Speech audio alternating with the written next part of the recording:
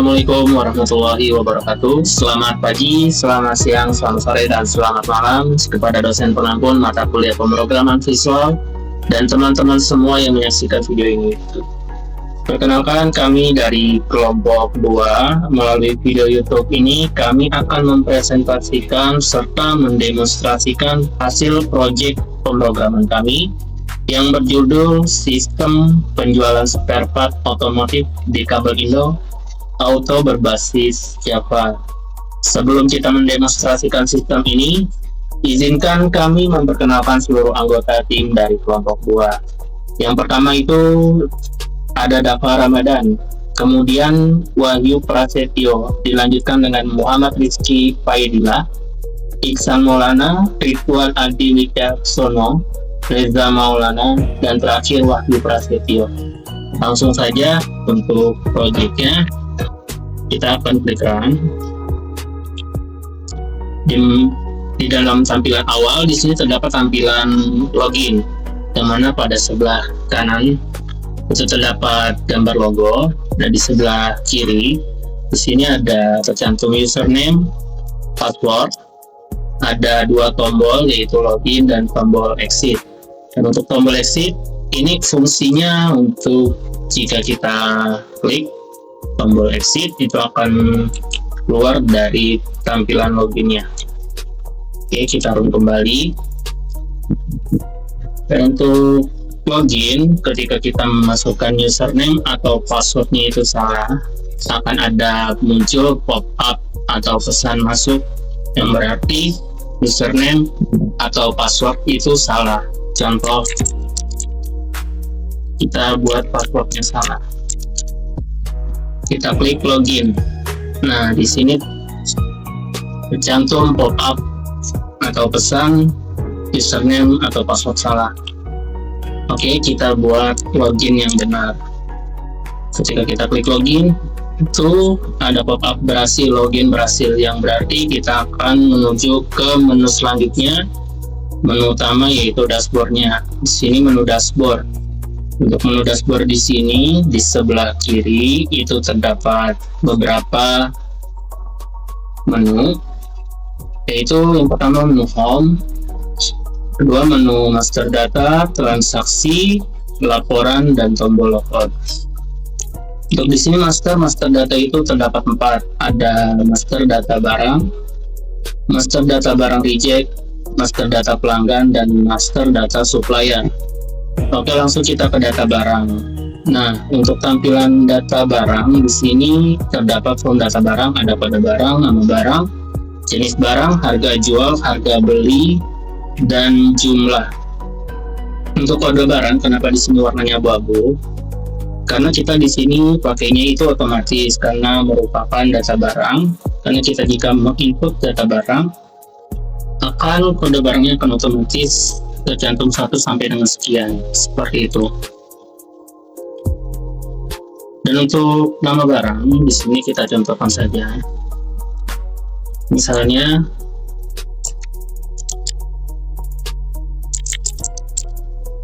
kabel bodi 1. Jenis barangnya itu kabel, harga jualnya 100.000, harga beli 50.000, jumlahnya itu misalnya 30. Jika sudah, kita klik simpan. Nah, jika data berhasil disimpan, itu akan otomatis masuk ke tabel data pada tabel data barang di sini, yaitu urutan ke-20. Berhasil ya. Namun jika kita tidak mengisi salah satu dari kolom tersebut, itu tidak akan berhasil disimpan. Akan muncul notif, data tidak boleh kosong, berarti data harus diisi semua, seperti itu ya. Dan untuk tombol ubah di sini berfungsi untuk mengubah data yang sudah kita input jika ada kekeliruan. Misalnya di sini untuk kabel, jumlahnya di sini tercantumnya 30. Namun kita salah nih, ingin merubahnya ke 25. Kita tinggal klik datanya, lalu tinggal klik jumlahnya, ubah ke 25, lalu klik tombol ubah. Nah, di sini ada pop-up data berhasil diubah, berarti datanya sudah berhasil diubah, dan di sini sudah terubah dari 30 ke 25. Seperti itu. Untuk tombol hapus, fungsi dari tombol hapus ini fungsinya itu untuk menghapus salah satu inputan yang sudah kita buat di tabel data barang. Misalnya di sini kita mau menghapus yang tadi kabel bodi 1. Kita klik datanya, lalu kita klik tombol hapus. Nah, di sini muncul pop-up-nya. Mau dihapus yes atau no. Kita ingin menghapus yaitu kita klik yes. Nah, di sini ada pop-up data berhasil dihapus, berarti sudah kehapus nih nomor 20 nih kode barangnya. Seperti itu. Dan untuk kode di sini untuk tombol batal itu untuk mereset semua kolom yang terdapat di nama barang. Misalnya kita sudah menginput semua nih, namun kita ada kekeliruan, kita ingin mengubahnya semua. Kita tidak perlu menghapus satu-satu, tinggal klik aja batal, itu otomatis terhapus semua atau di reset. Seperti itu. Dan selanjutnya untuk tombol search atau pencarian, di sini fungsinya itu untuk mencari beberapa inputan yang kita sudah input. Misalnya di sini ada di tabel data barang itu ada banyak data, kita ingin mencari sesuatu nih yang kita butuhkan, kita tinggal cari saja, misalnya spion. Kita klik cari atau search. Nah, di sini tampil nih banyak spion nih. Kita tinggal pilih aja salah satu dari mereka, seperti itu. Oke, lanjut ke data barang reject. Data barang reject ini ada kaitannya dengan data barang. Data barang reject ini yaitu pengembalian barang. Di sini ada kode barang, nama barang, jumlah, alasan reject, keterangan. Untuk kode barang, di sini sudah ada yang kita sudah input sebelumnya di data barang. Tinggal kita pilih saja salah satu. Misalnya di sini talang air fuso, nama barang itu otomatis akan tercantum talang air fuso. Nah, sebelumnya itu jumlah talang air fuso itu ada 80. Nah, kita ingin kembalikan berapa? Ingin kembalikan 2 misalnya. Nah, otomatis nanti jika kita kembalikan barangnya itu akan berkurang 2 dari 80 dikurang 2 jadinya 78. Seperti itu. Alasan rejectnya ada 4 pilihan: cacat produksi, masalah pengemasan, masalah fungsional, warna tidak sesuai. Pilih salah satu di sini mau yang mana. Misalnya cacat produksi, terus keterangannya bebas asalkan jangan kosong ya. Jika kosong itu datanya tidak bisa disimpan. Seperti itu ya, data tidak boleh kosong, berarti harus diisi. Misalnya cacat produk.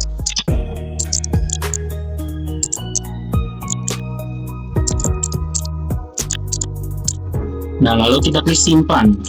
Nah, di sini ada pop-up data berhasil disimpan dan stok berkurang. Nah, di sini ID-nya yang ke-24, di sini yang baru, berarti dikurang 2, seharusnya di data barang itu terupdate jadi 78. Seperti itu. Untuk tombol ubah sama, di sini untuk mengubah data yang terdapat di data barang reject. Misalnya ada kekeliruan seperti itu ya. Misalnya kita ingin ubah 3, tinggal kita klik ubah, otomatis yang ID 24 jumlahnya berubah jadi 3. Dan untuk tombol hapus sama, itu untuk menghapus tabel data yang terdapat di data barang reject. Seperti itu, kita pilih salah satu, klik, lalu kita tekan hapus. Ada pilihan yes atau no, kita pilih yes. Data 24 berhasil terhapus. Dan untuk tombol batal juga sama seperti sebelumnya untuk mereset data. Oke. Dan untuk tombol search atau pencarian sama untuk mencari data yang terdapat di data barang reject. Misalnya kita talang air fuso, talang air, kita klik search. Nah, di sini banyak talang air sudah berhasil. Kita lanjut ke data pelanggan. From data pelanggan di sini untuk mencatat para customer yang ingin kita layani. Misalnya di sini ada kode pelanggan juga seperti di kode barang, otomatis juga ada nama pelanggan, email, nomor telepon, alamat. Misalnya kita tulis Iksan, emailnya Iksan 26, nomor teleponnya 088888. 27. Alamatnya di Jalan Indragiri dulu. Oke, setelah sudah ditulis semua, tidak boleh kosong, kita klik tombol simpan. Nah, email ini tidak valid karena kenapa? Karena emailnya itu harus benar-benar email iksan26 pakai @gmail.com. Harus seperti ini. Lalu kita klik kembali simpan. Nah, data berhasil disimpan, otomatis di sini akan tersimpan di urutan ke 15. Iksan 26. Oke, udah benar ya. Untuk sama ini untuk tombol ubah, untuk mengubah data yang kita sudah input jika ada kekeliruan atau ingin menambahkan. Seperti itu. Contohnya di sini kita ingin menambahkan di alamat. Kita ingin menambahkan dalam rambutan. Lalu setelah itu kita klik tombol ubah. Nah, data berhasil diubah, otomatis di sini akan ditambahkan gang rambutan. Oke, untuk tombol hapus, fungsinya sama untuk menghapus inputan yang sudah kita input di tabel data pelanggan. Contohnya di sini si Iksan ingin kita hapus, kita klik Iksan, terus kita klik tombol hapus, ada pilihan yes atau no, kita pilih yes. Oke, data berhasil dihapus. Dan untuk tombol batal, sama fungsinya untuk mereset. Ketika kita menginput semua data, kita ingin mereset semua, tinggal kita klik batal saja. Oke, berhasil. Untuk search di sini sama untuk mencari data yang ada di data pelanggan, tabel data pelanggan. Misalnya kita cari Dava di sini, kita klik search. Nah, di sini tampil hanya Dava saja. Oke, langsung kita ke data supplier. Untuk data supplier di sini terdapat kode supplier sama. Kode supplier itu kita buat otomatis. Nama supplier, nomor HP, email, alamat di sini sama kayak data pelanggannya, tinggal kita masukkan saja. Contohnya di sini CV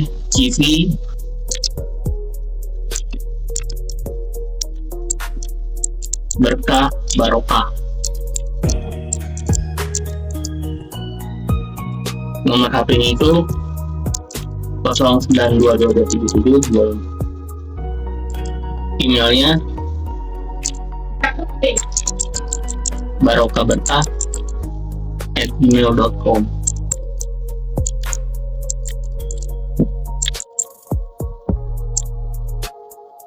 Alamatnya di sini Jalan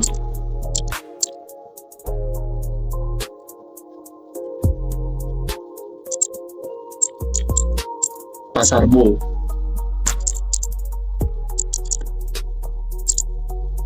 Nah, lalu kita klik tombol simpan.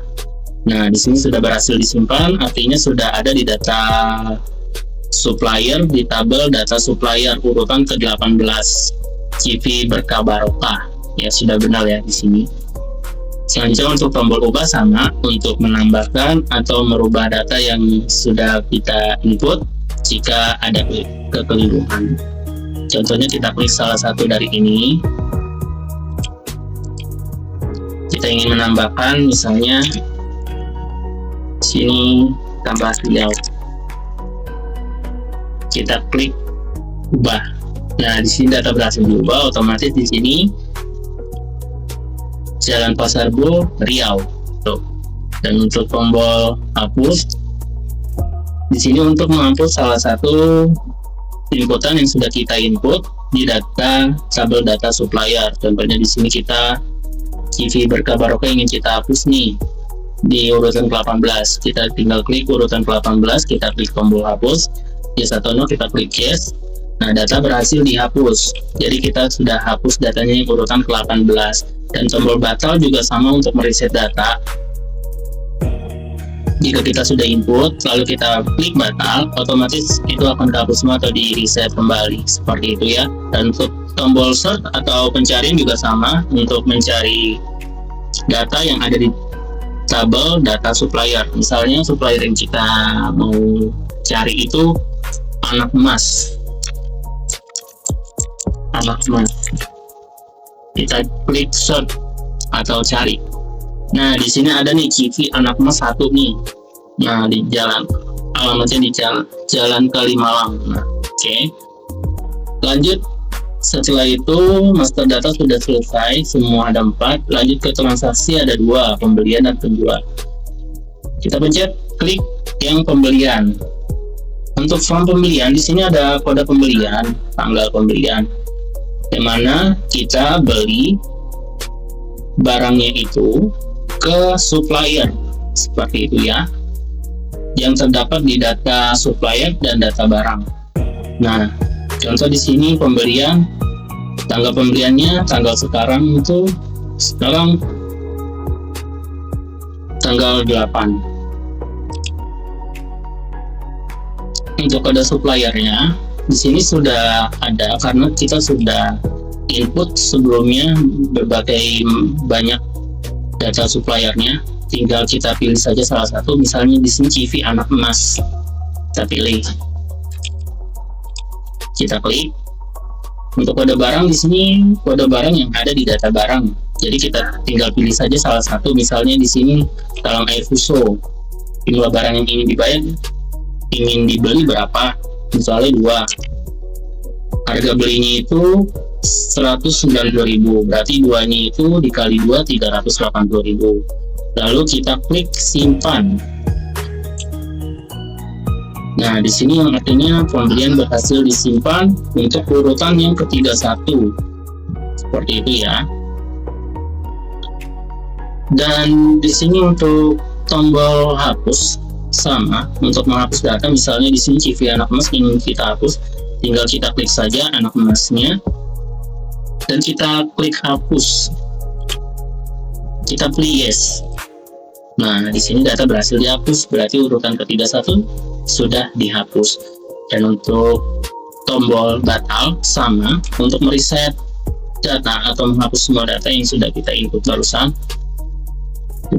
Misalnya kita udah isi nih, tapi kita mengubah semuanya, tidak perlu dihapus satu-satu, tinggal kita klik batal saja, otomatis semuanya akan terhapus. Lanjut kita ke penjualan. From data penjualan itu kita melayani customer ingin beli sesuatu, kita catat di sini seperti itu. Di sini juga nanti jika selesai diinput akan muncul otomatis notanya, jadi tinggal di print seperti itu ya. Contohnya di sini ada nomor notanya, tanggal, kode pelanggan, nama pelanggan, kode barang, harga jual, jumlah subtotal, nanti total belanja, bayar, kembalian. Nah, kita coba saja ya untuk tanggal sekarang tanggal 8. Kode barangnya apa yang mau dibeli, di sini pilih salah satu, talang air fuso, kita pilih. Kode pelanggannya tadi kita sudah input barusan di data pelanggan, tinggal kita pilih saja, misalnya Dava ini ingin beli talang air fuso, jumlah talangnya berapa yang ingin beli, misalnya 2. Otomatis subtotalnya itu Rp380.000. Tadi kan sebelumnya talang air fuso itu harga jualnya Rp190.000, dikali 2 jadi Rp380.000.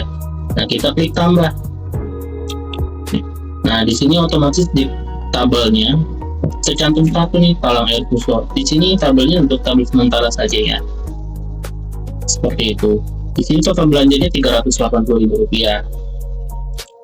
Nah, si Dava ini ada berapa uang atau ada berapa saldo yang ingin dibayarkan. Dan jika misalnya si Dava ini memiliki uang sebesar Rp1 juta, berarti di sini Rp1 juta dikurangi Rp380.000, hasilnya itu Rp620.000, dan ini kembaliannya ya untuk diberikan kepada Dava. Bisa juga ditambahkan lagi jika memang Dava ingin beli lagi, misalnya barang yang lain agar ditambahkan, itu bisa. Kita tinggal pilih aja kode barang baru. Misalnya Dava mau tambah sekian kilo, kita pilih.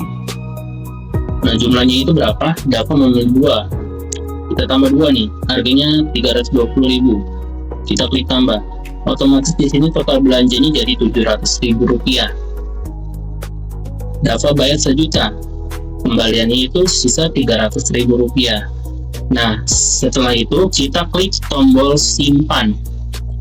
Otomatis di sini akan muncul notanya, nota penjualan si Dava. Oke, berhasil. Dan untuk tombol hapus sama, untuk menghapus data yang terdapat di kode barang yang ingin dijual. Misalnya si Dava beli 2 tapi dia mau beli 1 gak jadi 2 gitu. Contoh seperti ini.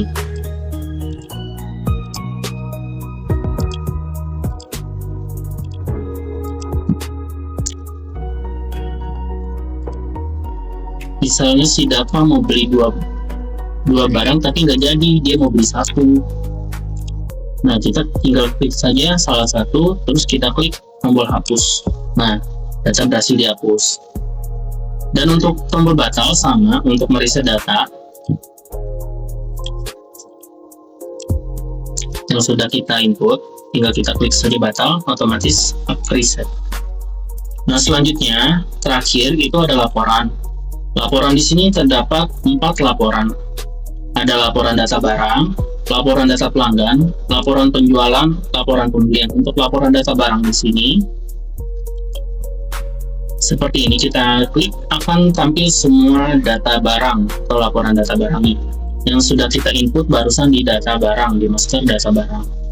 Nah, tadi kita inputnya itu kita coba buat baru di sini, spion 4, jenis barangnya spion, harga jualnya bebas, harga belinya juga bebas, jumlahnya itu bebas.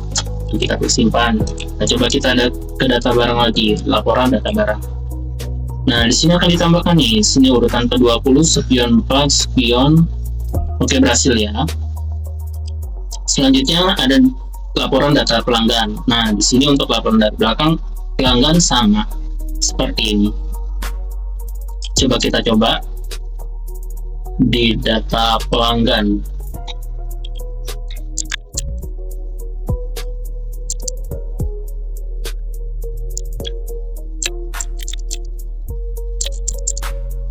Nomor teleponnya bebas, semuanya bebas, dicantumkan saja. Alamatnya bebas. Kita klik simpan, lalu kita kembali lagi ke laporan data pelanggan. Kita lihat ada nama Iksan, ya sudah berhasil ya. Lanjut ke laporan penjualan. Nah, di sini untuk penjualannya.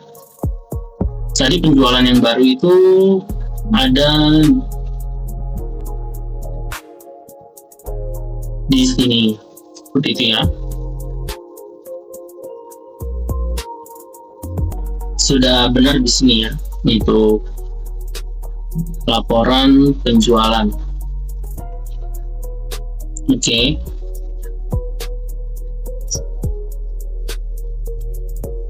Kita lanjut ke laporan pembelian. Untuk laporan pembelian seperti ini. Sini sudah ada banyak yang laporan pembelian ya.